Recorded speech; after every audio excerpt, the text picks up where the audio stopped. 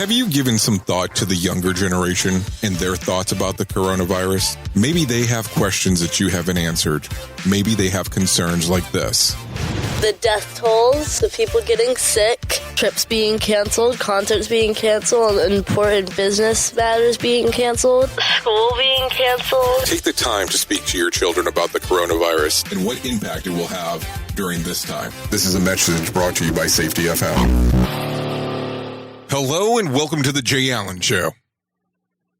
I don't know. I'm kind of at a loss for words today with everything going on out there in the world. I keep on looking and taking a listen to the different things that are going on the news. And there's so many different things to process. And there's so many different things to discuss, to have the conversation about. So at this point, I've been asking a lot of questions of what do we do?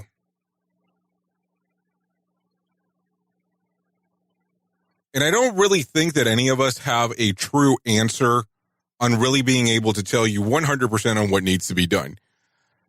I was listening to a podcast that was recorded by Dr. Todd Conklin over the weekend. And he talks about how some of the information that you're going to hear is going to be inaccurate and how we're going to have to change and adjust. And I really think that that's going to be the conversation. I really think that that's going to be what we're going to need to take a listen to. So here's what we got going on. I know traditionally we would give you some big intro and all that. I just wanted to really drop in and have the conversation with you. And then we'll have a standard podcast. But I want you to know that here at Safety FM, we're going to be committed to every hour at the top of the hour to cover with you what is going on with COVID-19 around the world. We've had our partners from Feature Story News start addressing this every hour on the top of the hour. Also, Dr. Todd Conklin has stated that he will put out a podcast every day with an update of what's going on. It's going to be almost impossible to send out this information all the time to you in regards of when new episodes come out, just with everything that's going on and all the news feeds and what's going to keep up to date. So I just want to have that conversation with you right away, letting you know that every day Dr. Todd Conklin will pull out a new episode of what's going on. Every day here at safetyfm.com and safetyfm.live, we will discuss from Feature Story News what is going on with COVID-19 or the coronavirus, however you want to list it, at the top of the hour, every hour for at least 3 minutes. Also, this Friday, March the 20th at 1 p.m., we're going to have our first virtual town hall here on Safety FM. We're going to have the majority of our hosts come on and talk about what's going on and have a discussion. We're also going to have some other people come in and discuss what they're seeing from their point of view. And we're going to attempt to get some subject matter experts that are out in the field that understand contamination, understand containment. I mean, it's just some odd times right now. I want to hope and wish for the best for you as you are the listener out there. I also want you to be aware that if you do have any questions on things that are going on and that we can assist with, Dr. Todd Conklin has a reference to please email him some questions. Our station is always available via safetyfm.com, safetyfm.live, of course. And you can send an email there. We even have a bot on safetyfm.com that if you leave a question, we will have somebody get back to you and provide you anything that we can. Keep in mind that this is going to be a huge learning curve for all of us together. We always talk about resiliency and reliability. And this is really going to test what we can do as humans, as a workforce. We need to understand that we're all in this together. And social separation does not mean social isolation, which means vanish. Stay in contact with the people that you know. Stay in contact with the people that you love. This is going to be one of the biggest times that you're going to see a lot of people suffering from depression. This is going to be one of these strange times that people are not going to be sure on what to do. There's only a few people that are 100 years old or so that were around in the 1918s when the Spanish flu hit, that they would be able to understand this a little bit. But also keep in mind that information changes so much quicker now and how we're able to get it. Anyways, I don't want to go on too long. So I'm going to get you to our standard episode. This was a episode that we recorded when we were at the North Dakota Safety Council at the end of last month. I still want you to be aware that we are here to service and do all the work that we can for you. But I still want to be able to bring these interviews to you and still be able to take a listen to what was going on before our news headlines were just covered with coronavirus and COVID-19. Thank you for always being the most important part of Safety FM, the listener. Let me go ahead and get you into the episode. It begins in Orlando, Florida, and travels steadily to the west, beaming across North America and planet Earth and into your head. The world of safety never stops. And now, the Safety FM podcast and broadcast with Dr. Jay Allen. We are streaming live from the Safety FM Roadshow now. This episode of the broadcast and the podcast is brought to you by Arrow. The next generation error reduction and mitigation system. For more information, go to arrowhp.com. And we are streaming live from the NDSC 47th Annual Conference in North Dakota. And we are right now live with Don Mosman. I'm sure I'm going to mess up your last name. Oh, no, you gave me the thumbs up, so that's a good sign there. So, Don, I'm so glad that you came by. Really just wanted to sit down and have a conversation with you and really figure out, how did this all come to be? There has to be at least close to 1,000 people at this conference. Yeah, actually close to 1,500. Oh, wow, absolutely. Yeah, and so this is our 47th year. The North Dakota Safety Council has been in existence for more than 60 years. And we are a private nonprofit safety advocacy and training organization. And, you know, there's several National Safety Council chapters. We're one of them. There's 21, and most of them do have regional safety conferences. The National Safety Council has the World Congress and Expo, which is the largest safety event in the world.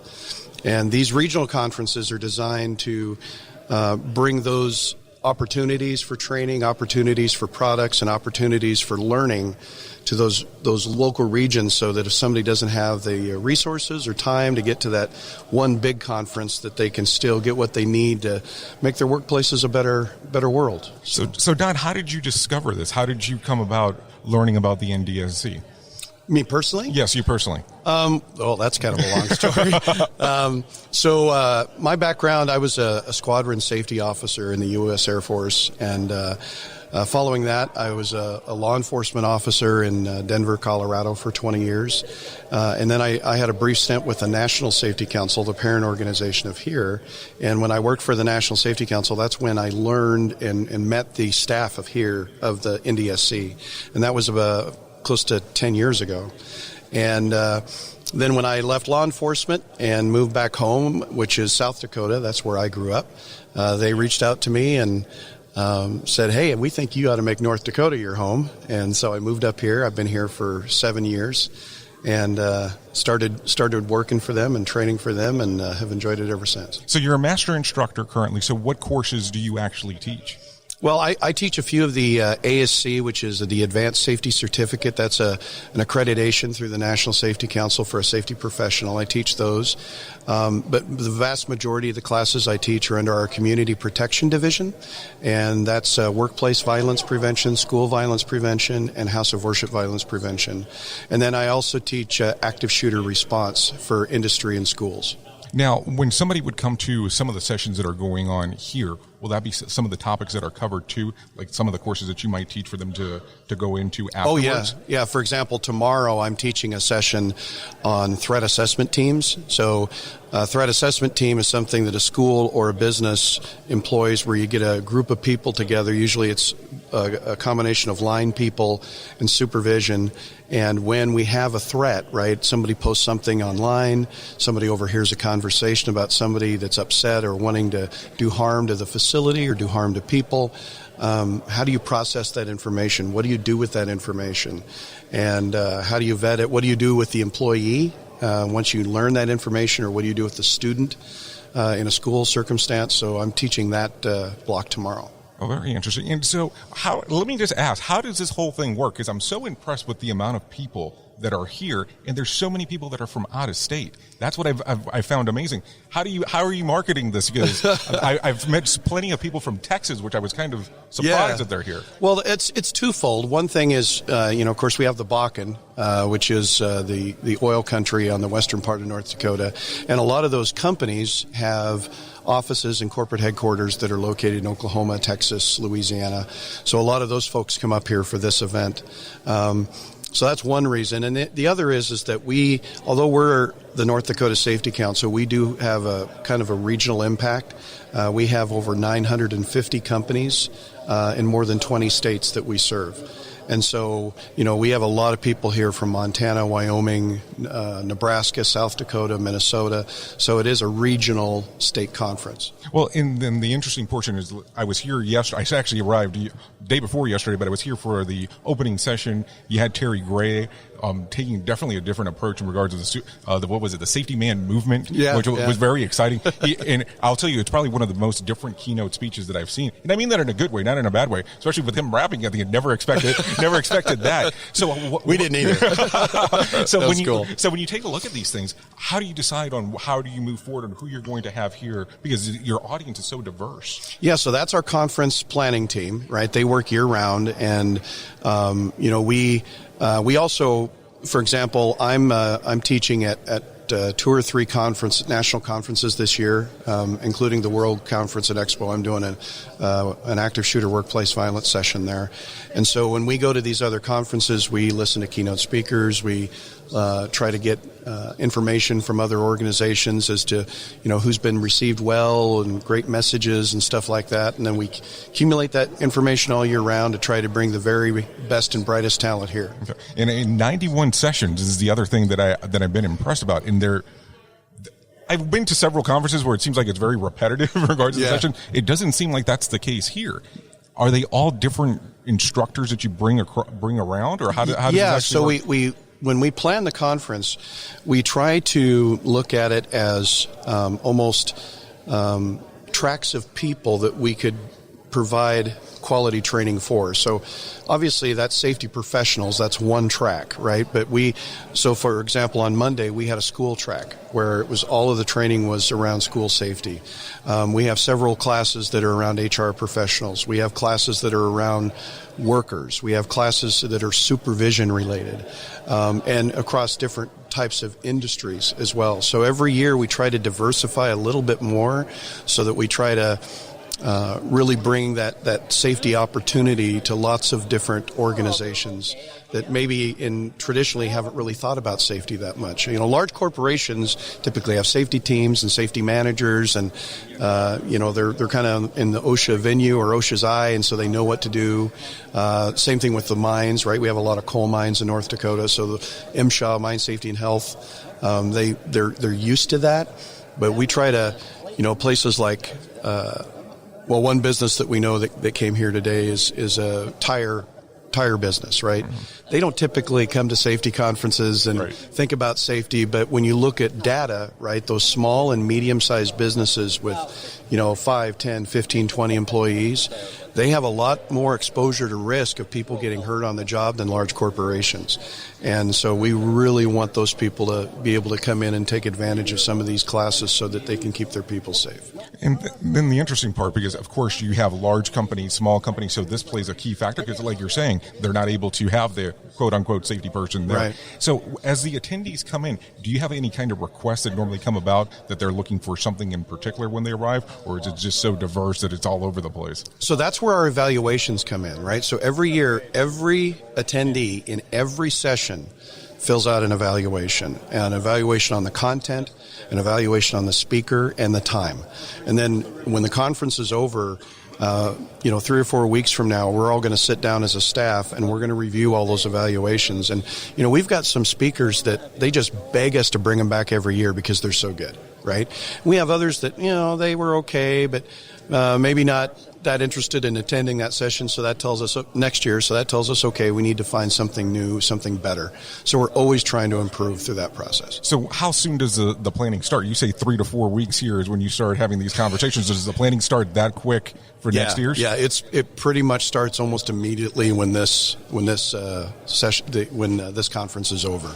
Wow, that's pretty impressive. Now, I have to tell you, when I walked up a few minutes ago, you were having a conversation with a group of people that I'm here at Fisher Improvement Technologies, and you were talking about some of the key, well, I won't say key indicators, but you're talking about the things that lead to most fatalities, and you were talking about the top 3 currently. Yes. Could you cover that with our audience? Yeah, so the leading cause of death for all workers in all industries is vehicle crashes. So, that's crashing in company vehicles, or I'm driving and I'm on company time, for example, in my own car, and I'm involved in a fatality crash. That's the leading cause of death across all industries.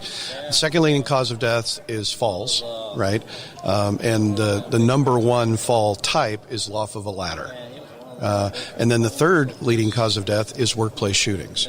Active shooter response, emergency planning, emergency action plans for businesses, that's really become a priority of ours over the last 4 or 5 years. So as you see that there's a lot of people asking for the active shooter training to do that properly, are you seeing a lot of people focusing on vehicles? I know that at one of the spots a few rows down from here, there is a car that's crashed and it's inside of looks like a trailer. Yeah. And it talks about that there was somebody that was drunk driving and there 5 deaths had occurred. Yeah. So are you seeing more and more people now requesting information about, I guess, driving behaviors and proper driving? We actually would like that interest to spike more.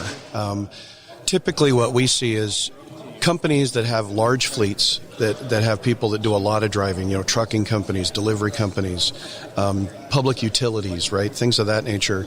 They typically have, required driver training.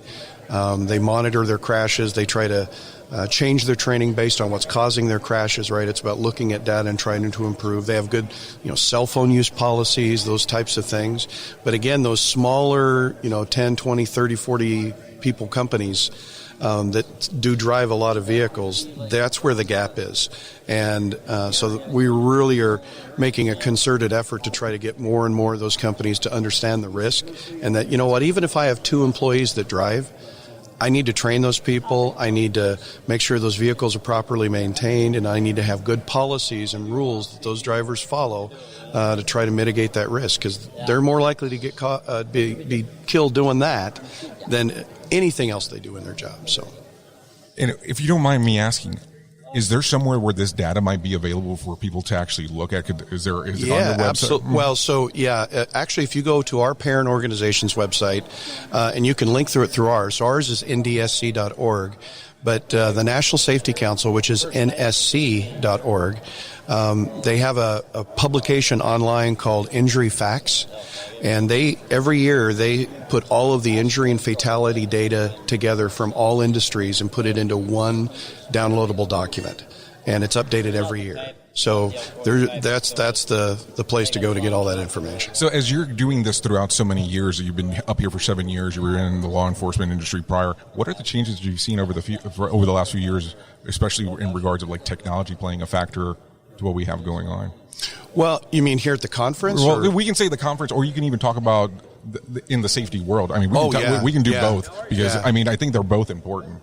So I've seen this reversal of trend. And what I mean by that is, we go back 15, 20 years, and a lot of safety training was, a person teaching a class to a group of people, right, whether it be OSHA or any other topic. And slowly but surely, a lot of companies were moving away from in-person training to online training. So, we would, like OSHA 10, for example, is offered online through several different resources. Now, we're seeing that pendulum swing the other way. And the reason is because there have been quite a few studies and even companies just interviewing and evaluating from their own employees that online training is not dynamic, right? It misses that human element of that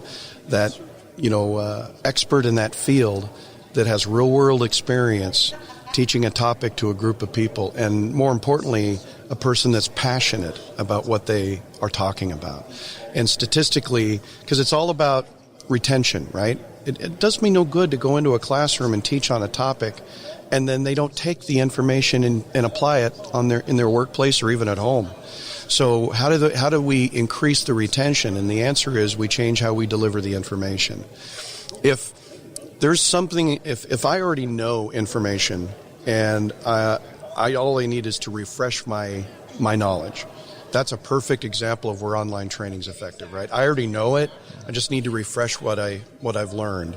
But learning something for the first time on a topic needs to be, a professional presented by somebody who knows what they're talking about and is passionate about it. And so what we see nationwide is more of a shift.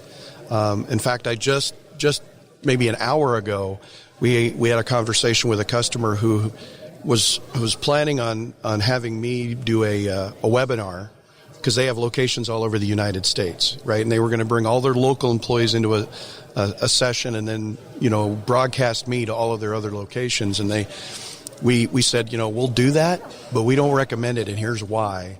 And they just got back to us and said, you know what, we've thought about it, and we're going to have you go to these locations and do it in person because it's just going to be more effective. So let me ask a question off of that then. What about the webinars where people can interact? Would you say that that's not as good either because it's not having the person there with you? The evaluations that we have, because that's distance learning, mm-hmm. right? And the evaluations that we've taken from students in distant learning is that it's still not as interactive as that in person. They still statistically, for example, they ask way fewer questions. Even though they can see the person, they can talk to them, it's not the same as you being present with them. So again, I think if we be a little bit more selective on how we apply that learning, I think it has its place in several different venues, but when it's important, critical, life-saving information that they don't know, that needs to be a different venue. It almost gets to the point where you have to have the conversation. How do you push that message forward for it to be widespread, for people to understand, hey, the distance learning only works in certain scenarios, especially when you're saying the brand new thing. Because I'll tell you, there's a lot of courses, or master courses, as they say, online, where you can take them, and this is the first time that you're learning it, and they expect you to be able to have these mastery levels as you leave it. Oh yeah, and my daughter, who's about to start college, she's even taken a few distance learning classes in her senior year, and she's even told me, okay, so I think I've got what I need, but did I feel connected to the instructor? Did I feel, really invested in the information and in the class? And she said no. So it's definitely being used, and I just think that more and more organizations need to. And of course, there's also a difference between a topic that I'm required to know because it's something that I need for my degree versus something that, it could cost me my life. So there is that element as well. And do you see where people might give you some pushback because of generational gaps, maybe because of age demographics? Absolutely. But the interesting thing is, millennials, more than any other generation, are visual learners, right? They and they like to connect and interact with things. And so when they have and they've done a lot of distance learning, web learning, right? They're used to that. But when they have the opportunity to have that in-person training and that hands-on approach, and somebody's there talking and interacting with them, the evaluations we get are just off the charts, that they love that, right? Because they are more visual, and that includes being able to see and talk and interact with a person. Well, and also the other side is that you have such events as the one that we're at right now that gives people the perfect opportunity to do the interaction piece, where they can see the instructor and they're with a group of, let's say, similar, they might be same skilled or something along those lines, where they can actually have these conversations where, where sometimes it might be a little bit awkward of, well, I'm just about to send an email to someone or something in a chat box, where they're going to be able to keep forever and go, maybe this is not as difficult of a question. So I think it's a great approach. Now, if people want to know more about the conference and more things that are actually going on with you and the organization, where can they go? Oh, definitely go to our website, which is ndsc.org, and you can send messages to any of our program directors and program managers, and they can get you to our subject matter experts. And we have subject matter experts on virtually anything safety related in industry that you can think of, and we'd be happy to help you and hopefully walk you down that road to make a safer environment for your folks. So, but our listeners do not have to be in North Dakota to be able to actually. No. We want to make sure that they're clear on that portion. Yeah, no, absolutely not. So, okay. Well, I really do appreciate you coming on to the show. Thank you, Jay. This episode of the broadcast and the podcast is brought to you by Arrow. The next generation error reduction and mitigation system. For more information, go to arrowhp.com. Enjoy the best safety shows on the planet on safetyfm.com. safetyfm.com. This episode has been powered by Safety FM. With the changes going on in the world, Safety FM will have their first virtual town hall with some of your favorite hosts. Listen on at safetyfm.com and safetyfm.live. The views and opinions expressed on this podcast are those of the host and its guest and do not necessarily reflect the official policy or position of the company. Examples of analysis discussed within this podcast are only examples. They should not be utilized in the real world as the only solution available, as they are based only on very limited and dated open source information. Assumptions made within this analysis are not reflective of the position of the company. No part of this podcast may be reproduced, stored in a retrieval system, or transmitted in any form or by any means, mechanical, electronic, recording, or otherwise, without prior written permission of the creator of the podcast, Jay Allen.